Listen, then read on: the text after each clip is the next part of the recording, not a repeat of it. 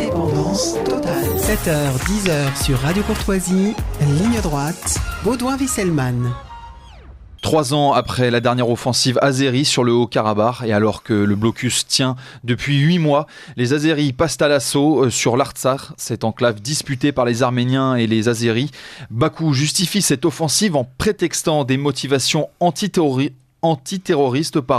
alors même que les autorités arméniennes recensent d'ores et déjà 25 morts, dont 2 civils.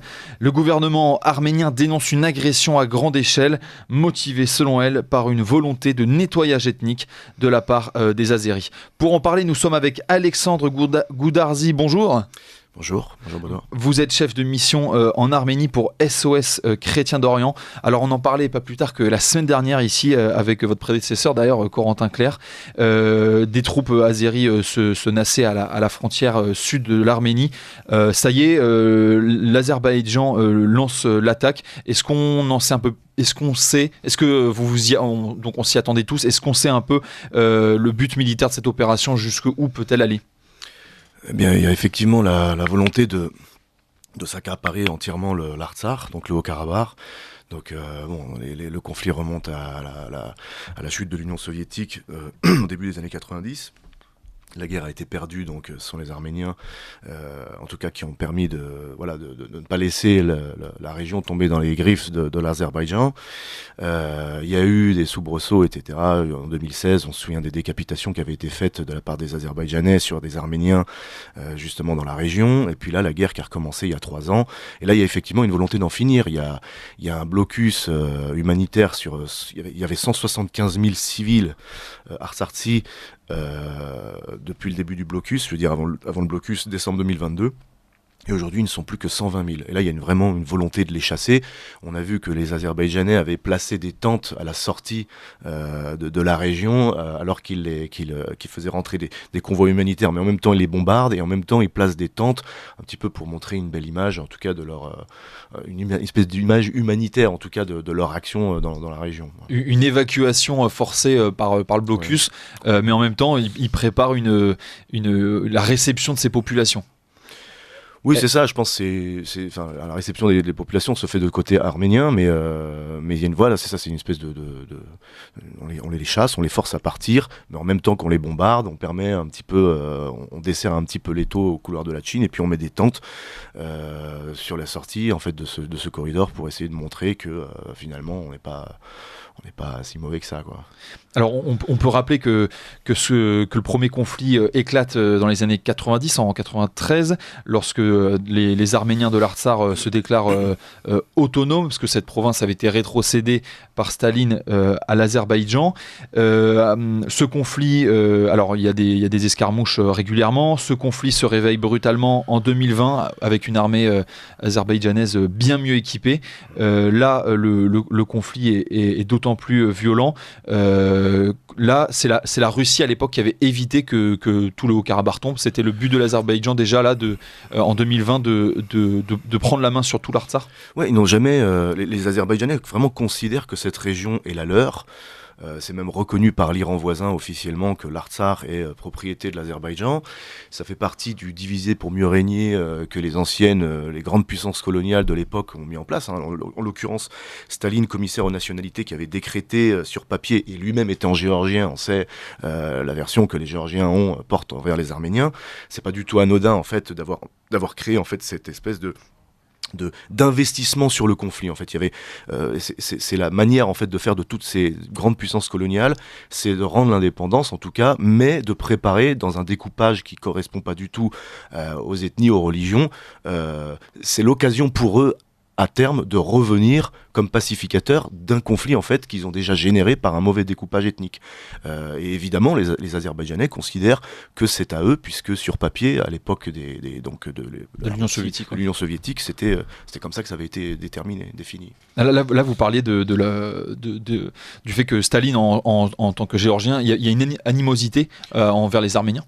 Bon, après c'est des vieilles rancœurs, des vieux conflits qui datent, hein, mais effectivement les Géorgiens et les Arméniens s'entendent pas forcément, et puis en l'occurrence peu importe, je veux dire, c'est la façon dont l'Empire à l'époque avait fait son découpage, enfin l'Union soviétique, et effectivement on en voit en fait aujourd'hui les conséquences, et puis les Azerbaïdjanais refusent de réaliser que, indépendamment de cela, en fait, les Arméniens sont là depuis l'Arche de Noé, en fait. Voilà. Dans l'esprit de tout le monde, on sait qu'ils sont là depuis toujours, et que les Azerbaïdjanais, descendants de Tatars, de Turcs, de peuplades turcs qui ont migré, qui sont arrivés d'est en ouest, sont là, en fait, mais depuis très très peu de temps, en réalité. Voilà, sur une échelle humaine, ils viennent de débarquer, en fait.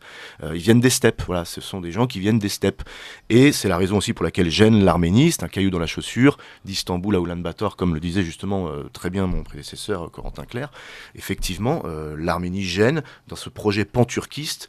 La seule barrière géographique, c'est la mer Caspienne, mais il y a aussi l'Arménie caucasienne, indo-européenne, chrétienne, qui gêne voilà, dans cette espèce de grand ensemble géographique qui va de l'Anatolie jusqu'en Asie centrale. Oui, d'ailleurs, on parlait avec Corentin Clerc et Arat Oranian de ce projet de continuité turcophone.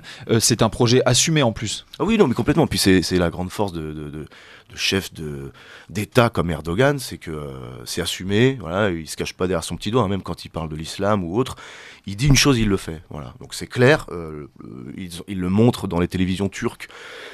Même pareillement quand il s'agit d'annexer le nord de pays arabes, parce que les traités de Sèvres, enfin le traité de Lausanne, les accords Sykes-Picot, jamais digérés par les Turcs qui veulent absolument reprendre le nord de certains pays du Moyen-Orient, je pense à la Syrie, à l'Irak, eh bien oui, c'est complètement assumé. Ces cartes sont souvent affichées régulièrement dans leurs médias.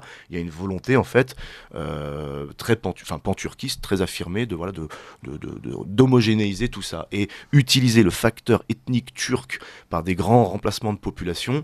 Ce sont des choses qu'ils ont déjà faites, notamment pour s'arracher le Sandjak d'Alexandrette avec l'aide des Français qui avaient acheté la Turquie dans sa neutralité pour le deuxième conflit mondial. Voilà, ils utilisent des déplacements de population en massant des Turcs à des endroits pour pouvoir prétexter l'annexion d'un territoire. Voilà. Et alors, les Azerbaïdjanais et les Turcs donc on partage la même langue, un substrat ethnique commun, mais les Azéris sont chiites, les Turcs sont sunnites en majorité, même si il y a des Kurdes.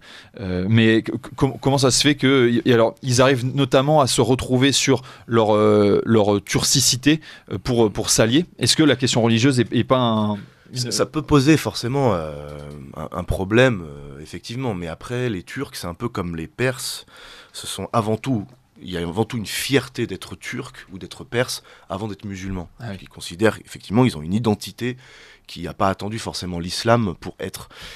Après, la question chiite, on a vu que ça n'a pas posé de problème au président de l'Azerbaïdjan d'avoir recours à des milices djihadistes que Erdogan avait lui-même utilisées en Syrie pour casser du soldat syrien et du civil, pour les massacrer. Et en Irak, même chose, ils n'ont pas eu de problème à les utiliser et par système de vases communicants à travers la Turquie pour les envoyer à Bakou, pour ensuite les envoyer en Artsakh, massacrer de l'Arménien. Donc le chiite azerbaïdjanais a utilisé des mercenaires arabes, sunnites, pour massacrer de l'Arménien chrétien.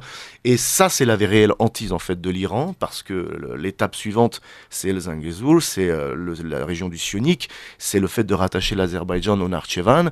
Et ça, évidemment, pour l'Iran qui elle-même est chiite, et l'Azerbaïdjan qui est chiite pour le coup, mais qui est très proche d'Israël, et c'est cette ouverture sur un front nord qui fait, qui ferait peur à l'Iran. Et là encore, on voit que ils ont beau être chiites tous les deux, l'Iran comme l'Azerbaïdjan, ça ne leur pose pas il n'y a pas de contradiction en fait à ce positionnement. Et l'Azerbaïdjan est beaucoup plus solidaire, effectivement, de la Turquie par la turcité, comme vous le mentionniez, plutôt qu'à l'islam en fait. Et pourquoi donc l'Iran a soutenu l'Arménie en quelque sorte, mais favorisera l'Azerbaïdjan en fin de compte, parce que oui, en fait, sur la question des puissances qui pourraient encadrer, interrompre ce conflit comme la Russie l'a fait en 2020, l'Iran pourrait avoir ce rôle.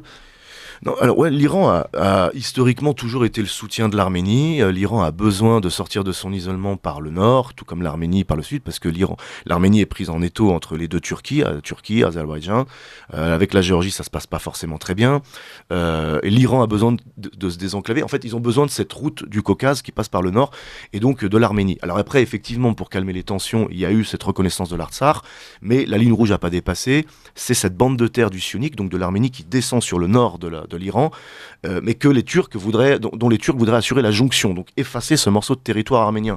Et ça effacerait donc la frontière commune entre l'Iran et l'Arménie. Et ça, l'Iran a montré les bras, a rappelé qui était le patron dans la région quand même depuis à peu près 2500 ans, et donc que les Tatars venus d'Asie centrale, fraîchement débarqués, n'allaient pas commencer à remettre en question l'intangibilité des frontières, etc. Mais évidemment, ça pose quand même problème, parce que l'Iran, c'est 25%, il y a une ethnie azérie en Iran, qui est 25% de la population iranienne. Et l'Iran n'est pas forcément mieux de sa forme, elle est aussi engagée dans pas mal de conflits dans tout le Moyen-Orient. On n'a pas envie qu'un nouveau front s'ouvre au nord et que les mêmes tarés qui sont en train de combattre en Syrie et en Irak se retrouvent arrivés par l'Azerbaïdjan avec le soutien du Mossad, d'Israël et compagnie. Donc il y a un problème aussi pour l'Iran. Je veux dire, il y a une vraie peur. Et en ce moment aussi, on voit qu'en Iran, il y a pas mal de manifestations, que le régime est remis en cause, le port du voile, demande de liberté. Et les Azéris, c'est quand même une ethnie qui a tenu le pouvoir en Iran de 1501 des Safavides jusqu'à 1925, les Qajar. Excepté les Indes qui étaient des Lors, c'est des dynasties successives qui étaient d'ethnie turque. Plus royaliste que le roi, il se voulait plus perse que les Perses d'ethnie, mais c'est une ethnie qui a participé dans le jeu culturel et historique iranien. Et c'est eux qui tiennent aujourd'hui l'économie en Iran. Le Wall Street d'Iran, c'est les Azéris. C'est pas rien en fait. La question azérie, elle divise en Iran, et les Iraniens ont peur de se mettre cette deuxième minorité à dos par rapport au conflit qui se déroulerait dans le Caucase entre Azerbaïdjan et Arménie. Ça fait peur. Donc c'est très délicat. Si l'Iran est trop ferme face à l'Azerbaïdjan, la minorité azérie iranienne pourrait créer des troubles, et en plus elle est très puissante, ce que vous disiez sur le point de vue économique. Et la révolution en Iran, en 79, les Azéris avaient également un rôle, je veux dire, les Bazaris de Téhéran. Voilà, c'est pas une ethnie à minorer, elle est la deuxième ethnie du pays. Alors, vous allez prendre vos fonctions en Arménie dans 2 ou 3 semaines. Vous avez été otage en Irak. Est-ce que, avec ce qui se passe en Arménie, vous craignez pour votre vie? Vous avez peur que tout ça recommence? je me dis, il y a un peu la guigne dans tout ça. Non, mais on est habitué à sortir de notre zone de confort. On ne prend pas de risques bêtes, inutiles. Voilà ce qui s'est passé en Irak. Malheureusement, c'est arrivé. Évidemment que j'ai cette crainte, je me dis voilà, j'espère que après les conditions sont quand même un peu différentes, voilà, il n'y a pas de risque zéro, il y a forcément une forme d'appréhension, mais ce après n'est pas le chaos, c'est la guerre, mais c'est pas le chaos comme l'Irak. Voilà. Et alors, est-ce que vous, là, pour revenir sur le bilan, là, on a annoncé tout à l'heure 25 morts militaires, 25 morts arméniens, dont 2 civils. Est-ce que vous avez un nouveau bilan de la situation? Non, sur la situation depuis hier. Mais c'est ça, c'est juste évidemment l'extrême tension en fait dans laquelle vivent ces gens-là, et puis la colère en fait des Arméniens par rapport à leur premier ministre qui a mis une journée en fait de donner un message à son peuple en fait. Ils ont été bombardés dans la matinée hier, et c'est seulement l'après-midi qu'il a parlé. C'est un long silence, et il a clairement aussi dit d'une certaine façon, voilà, on se battra pas, on n'entrera pas en guerre pour l'Artsakh. Donc il y avait déjà un abandon, là il est complètement assumé, et c'est vrai que ça crée des énormes tensions et beaucoup de tristesse en fait chez les Arméniens, d'injustice. Merci beaucoup Alexandre Goudarzi d'avoir été avec nous. Vous êtes chef de mission pour SOS Chrétien d'Orient en Arménie.